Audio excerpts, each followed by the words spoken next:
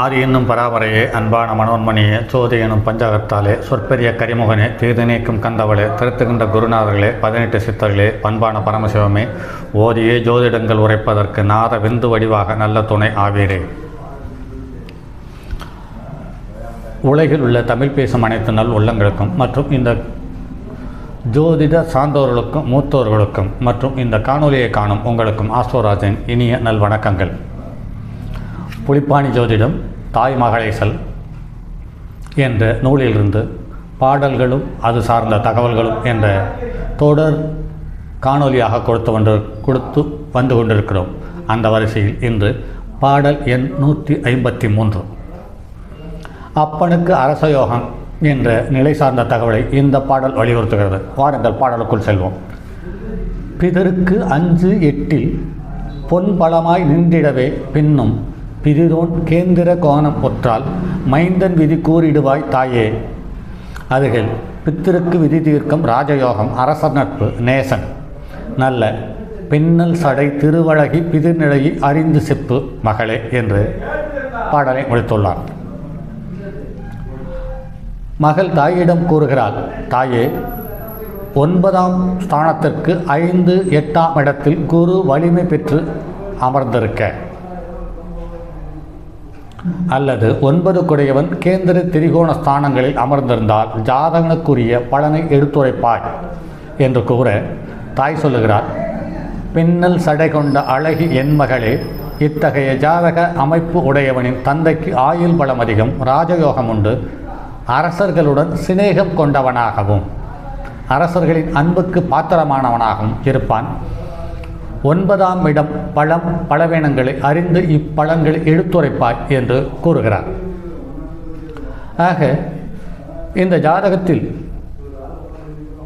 9ஆம் இடத்திற்கு 5ஆம் இடம் அல்லது 8ஆம் இடத்தில் குரு ஆட்சி உச்சம் மூலத்திரிகோணம் பெற்று இருக்கும் பட்சத்தில் அவர்களுடைய தசாபுத்தி வரும் காலம் தந்தைக்கு மிகப்பெரிய செல்வத்தையும் செல்வாக்கையும் அள்ளி தந்து விடுகிறது என்பது நடைமுறையில் ஏற்றுக்கொள்ளக்கூடியதாக இருந்தாலும் ஒரு அசைக்க முடியாத இழப்பை தாய் வழியில் காட்டியே அந்த யோகத்தை தருகிறது என்பது நடைமுறையில் காண முடிகிறது. அடுத்து தர்ம கர்மாதிபதி யோகம் என்ற நிலை சார்ந்த தகவலை இந்த பாடல் வலியுறுத்துகிறது. பாடல் எண் 154 பத்தோனும் பாக்கியனும் பார்த்து கூடி மாறி நின்றார் பலனும் கூற பரமசிவன் பூசையுடன் மாட மெத்தை ஆலடிமை யோகன் தாயே. அதுகள் 8-11 அதிபர் மீறி நோக்க சேர்ந்திடுவாராகில் முன்னே சொன்ன பலன் விசேஷமில்லை கண்ணல் மொழி மாதரசே மகளே என்று கூறியுள்ளார். மகள் கூறுகிறாள், 10 குடையவனும் 9 குடையவனும் ஒருவருக்கொருவர் பார்த்து கொண்டாலும் ஒரே வீட்டில் இணைந்து நின்றாலும் ஒருவர் வீட்டில் ஒருவர் நின்று இருக்கும் பட்சத்திலும் ஏற்படக்கூடிய யோகம் தர்ம கர்மாதிபதி யோகம். அதற்குரிய பலன் என்னவென்றால், ஜாதகன் சிவ பூஜை செய்யக்கூடியவனாகவும் மாடி வீடு உண்டு பஞ்சனையில் துயில் கொள்ளுவான், ஆளிடிமை அதிகாரம் கொண்ட அதிர்ஷ்டசாலியாய் திகழ்வான் என்று கூறுகிறார். தாய் கூறுகிறாள், கரும்பு சாறு போல இனிய வார்த்தைகள் பேசக்கூடிய பெண்களும் திலகம் போன்ற என் மகளே, 9-10 குடையவன் 8 அல்லது 11ஆம் இடத்தின் அதிபதி பார்த்தாலோ சேர்ந்தாலோ மேற்சொன்ன தர்ம கர்மாதிபதி யோகம் பலன் அவ்வளவு சிறப்பாக இல்லை என்று கூறுகிறார்கள். இது அப்படியே நடைமுறைக்கு ஒத்துப்போகிறது.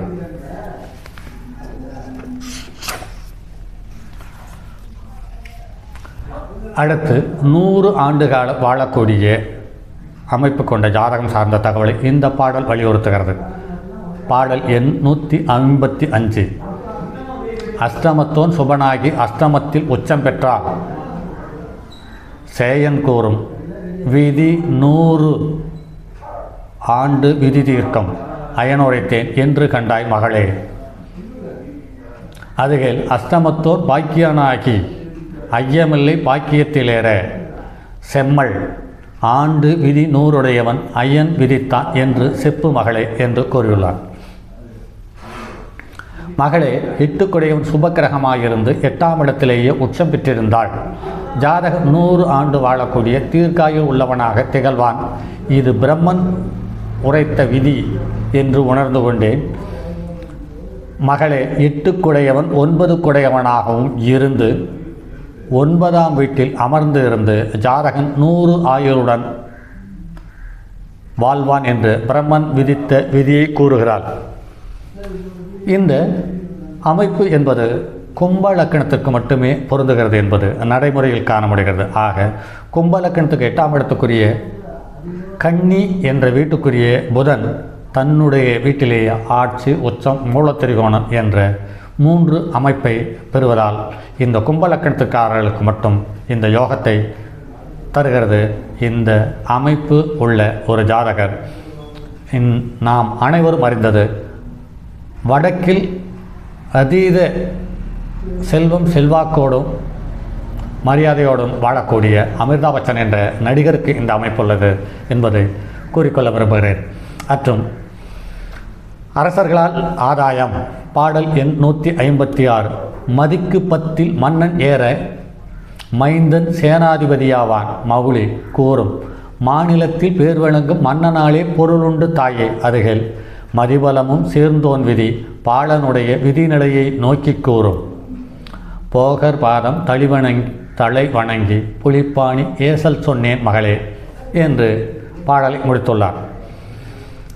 மகள், தாயே, சந்திரனுக்கு 10ஆம் வீட்டில் குரு அமர்ந்திருந்தால் ஜாதகன் படைக்கு அல்லது தளபதி போன்ற உயர் பொறுப்புகளில் இருப்பான். மகிடும் சூடும் மன்னனாகவும் திகழக்கூடும். உலகில் ஜாதகனின் புகழ் பரவும். அரசர்களால் ஆதாயம் உண்டு. தாய் கூறுகிறாள், மகளே, இந்த பலனை சந்திரன் மற்றும் குரு பெற்றிருந்த பலத்தின் அடிப்படையில் கூறுவாயாக. போகமுனிவரின் திருவடிகளை பணிந்து புலிப்பாணியின் ஜோதிட ஏசல் நூல் கருத்தை நான் இவ்விதம் எடுத்துரைத்துள்ளேன் என்று பாடல் சார்ந்த தகவலை முடித்துள்ளார். சந்திரனுக்கு 10ஆம் வீட்டில் குரு அமைந்து அந்த குரு நின்ற வீட்டுக்குரிய கிரகத்தினுடைய தொடர்போ அல்லது சுப நட்சத்திரங்களில் சாரம் பெற்றோ அவர்களுடைய தசாபத்தி நடக்கும் காலம் மிகப்பெரிய யோகத்தையும் செல்வத்தையும் செல்வாக்கையும் தந்துவிடுகிறது என்பது மாற்று கருத்தில்லை. அப்படி இருக்கும் பட்சத்திலும் தாய்க்கு ஆயுள் முழுவதுமே விலகாத நோயை தந்து அவல சூழ்நிலையை தந்து விடுகிறான் என்பதும் ஏற்றுக்கொள்ளக்கூடிய ஒன்றாகவே இருக்கிறது. அடுத்து பாடல் எண் 157 ஆளடிமை மாட மன யோகம் என்ற தலைப்பில் கூறப்பட்டிருக்கிறது. 5இல் 2இல் பொன் சுங்கன் அமர்ந்திருந்தால் கத்திரியாம் யோகம் கூறும். அகம்பொருளும் மணியும் ஆடை அரசராலே லாபமுள்ளோர் தாயே அதுகள் ஆளடிமை காடிபரி மானமடைய மாட மனை உப்பரிகையோடு கூறும். கோள்நிலையும் பதிவளமும் கூறு அறிந்து விதி சிப்பு மகளே என்று பாடலை முடித்துள்ளார். மகள் தாயை பார்த்து சொல்லுகிறாள், தாயே, 5 அல்லது 2ஆம் இடத்தில் குருவும் சுக்கிரனும் சேர்ந்து அமர்ந்திருந்தால் அதற்கு பெயர் கத்திரி யோகம் என்று கூறப்படுகிறது. ஜாதகனுக்கு வீடு, செல்வம், இரத்தினங்கள், நல்லாடைகள், அரசர் வருமானம் போன்ற அனைத்தும் கிட்டும். தாய் மகளிடம் கூறுகிறார், மகளே, இந்த ஜாதகன் ஆளடிமை அதிகாரம் கொண்டவனாகவும் வாகனம், குதிரை போன்றவற்றை வைத்திருப்பவனாகவும் திகழ்வான். பல அடுக்குகளுடன் கூடிய மாட மாளிகைக்கு உரிமையாளன். இதர கோள்களின் நிலையையும் ஸ்தான அதிபதிகளின் பலத்தை அறிந்து பின் பலன் எடுத்துரைப்பாயாக என்று கூறியிருக்கிறார். இந்த அமைப்பு லக்னத்திற்கு 2ஆம் இடத்தில் குருவும் சுக்கிரனும் அமைய யோகம் என்று கூறியுள்ளார். இந்த அமைப்பு கும்ப லக்கணத்துக்காரர்களுக்கு அப்படியே பொருந்து போகிறது. அதற்கு அடுத்து விருச்சிக லக்கணத்துக்காரர்களுக்கும் அப்படியே பொருந்து போகிறது என்பதை நடைமுறையில் காண முடிகிறது. சரி நண்பர்களே, மற்றும் தளபதி மற்றும் தரணி ஆள்பவன் என்ற கிரக அமைப்பை அடுத்த பாடல் வலியுறுத்துகிறது. பாடல் எண் 158. பதியோனும் நின்றிடத்தோன் பதிக்கு கோணம் அதிபதியுடன் சேர பாலன் பார்வேந்தனால் லாபமுள்ளோன் தனவான் என்றே அறிந்தே நடித்தாயே அருகில் விதிமதியும் தான் கூடில் வேந்தனுக்கு சேனாதிபதியாவான் கூறும் விதியும் வெற்றி குருவும் கூடில் வேந்தன் என்றே உரைத்தே நெடி மகளே என்று பாடலை முடித்துள்ளார். மகள் தாயை பார்த்து கூறுகிறாள், தாயே, லக்ன அதிபதி நின்ற வீட்டுக்குடையவன் லக்னத்திற்கு திரிகோணாதிபதியுடன் இணைந்திருந்தாள். ஜாதகனுக்கு அரசர்களால் ஆதாயம் கிட்டும். ஜாதகன் செல்வம் உடையவன் என்று அறிந்து கொண்டேன். தாய் மகளிடம் கூறுகிறார், மகளே, லக்ன அதிபதியும் சந்திரனும் சேர்ந்திருந்தால் ஜாதகன் அரசர்களிடம் படைத்தளபதி போன்ற உயர் பொறுப்பில் இருந்து செல்வத்தையும் செல்வாக்கையும் சேர்க்கிறார். லக்னாதிபதி சுக்கிரன் குரு ஆகிய மூவரும் இணைந்திருந்தாலும் ஜாதகன் அரசனுக்கு நிகரான பலன்களை அனுபவிக்கிறார் என்பது கூறியுள்ளார். இது அப்படியே ஒத்துப்போகிறது. இன்று இருக்கும் நிறைய அரசியல்வாதிகளுக்கும் மற்றும் இராணுவத்தில் பணிபுரியும் உயர் நிலையில் இருப்பவர்களுக்கும் மற்றும் காவல்துறையில் பணிபுரியும் உயர் நிலையில் இருப்பவர்களுக்கும் இந்த ஜாதக அமைப்பு நிறைய ஜாதகங்களில் கண்டிருக்கிறேன். சரி நண்பர்களே, மற்றும் ஒரு பதிவில் சந்திப்போம். அதுவரை உங்களிடமிருந்து விடைபெறுவது உங்கள் அன்பு நண்பன் எம் ராஜரத்தினம். வணக்கம் நண்பர்களே. தங்கமான் மழுவோடேந்தி தன்மதி தலையில் கொண்டோன் மங்கையர் பதிக்கச் சொன்ன மாமொழி ஜோதிடத்தை இங்கு யாம் உரைப்பதற்கோர் இமை என்னும் பிழை வராமற் காக்க செங்கன் மால் மருகன் யானை சிறன் பதம் காப்பதாமே.